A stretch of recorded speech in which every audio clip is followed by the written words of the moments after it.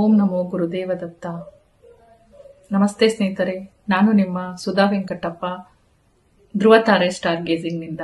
ಗೋಚಾರ ಫಲದಂತೆ ಯಾವ ಕೆಲಸನ ಯಾವ ಟೈಮಲ್ಲಿ ಮಾಡೋದು ಅಂತ ಇವತ್ತಿಂದು ಗೋಚಾರ ತಿಳ್ಕೊಳ್ಳೋಣ.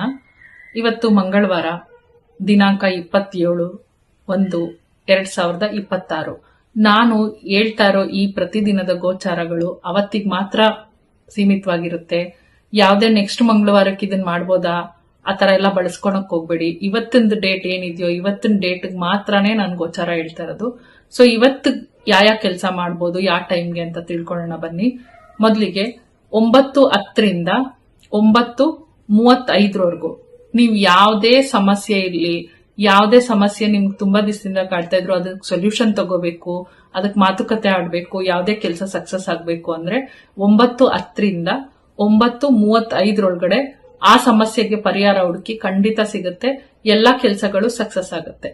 ನೆಕ್ಸ್ಟ್ ಬರೋಣ ಬಿಸ್ನೆಸ್ ರಿಲೇಟೆಡ್ ಕೆಲಸಗಳಿಗೆ ಯಾವಾಗ ಹೋಗ್ಬೇಕಂದ್ರೆ 10:30ಯಿಂದ 12 ಗಂಟೆವರೆಗೂ ನಿಮ್ದು ಏನೇ ಬಿಸ್ನೆಸ್ ವ್ಯವಹಾರಗಳಿರ್ಲಿ ಅಥವಾ ಏನೇ ಬಿಸ್ನೆಸ್ ಮಾತುಕತೆ ಇರ್ಲಿ, ಯಾವುದೇ ಬಿಸ್ನೆಸ್ ಬಗ್ಗೆ ಮಾತಾಡ್ಬೇಕು, ಇಂಥ ವ್ಯವಹಾರ ಮಾಡ್ಬೇಕಿತ್ತಪ್ಪ, ಇಂಥವ್ರ ಜೊತೆ ಮಾತಾಡ್ಬೇಕು, ಇವಾಗ ಹೋಗಿ ಮಾತಾಡಿದ್ರೆ ಸಕ್ಸಸ್ ಆಗುತ್ತೋ ಇಲ್ವೋ ಅಂತ ತಿಳ್ಕೊಂಡಿರೋರು 10:30ಯಿಂದ 12 ಗಂಟೆ ಒಳಗಡೆ ನಿಮ್ದು ಯಾವುದೇ ಬಿಸ್ನೆಸ್ ವ್ಯವಹಾರ ಇದ್ರು ಮಾಡಿ ನೋಡಿ, ಸಕ್ಸಸ್ ಸಿಗುತ್ತೆ.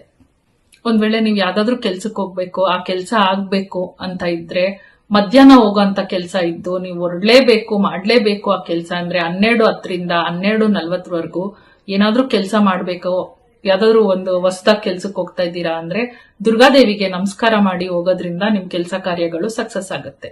ನಮ್ ಫೈನಾನ್ಸ್ ವ್ಯವಹಾರಗಳು, ದುಡ್ಡು ಕಾಸಿನ ವ್ಯವಹಾರಗಳು, ಯಾರಿಗಾದ್ರೂ ಕೊಡ್ಬೇಕು, ಯಾರಿಗಾದ್ರೂ ತಗೋಬೇಕು, ಇಲ್ಲ ನೀವು ಕೇಳ್ಬೇಕು ಬೇರೆಯವ್ರ ಹತ್ರ, ನೀವು ಕೊಡೋದಾಗಿರುತ್ತೆ, ಆ ತರ ಕೆಲಸಗಳೇನಾದ್ರೂ ಇತ್ತು ಅಂದ್ರೆ 1:45ರಿಂದ 2:15 ಒಳಗಡೆ ನೀವು ದುಡ್ಡು ಕಾಸಿನ ವ್ಯವಹಾರಗಳನ್ನ ಮಾಡ್ಕೋಬಹುದು.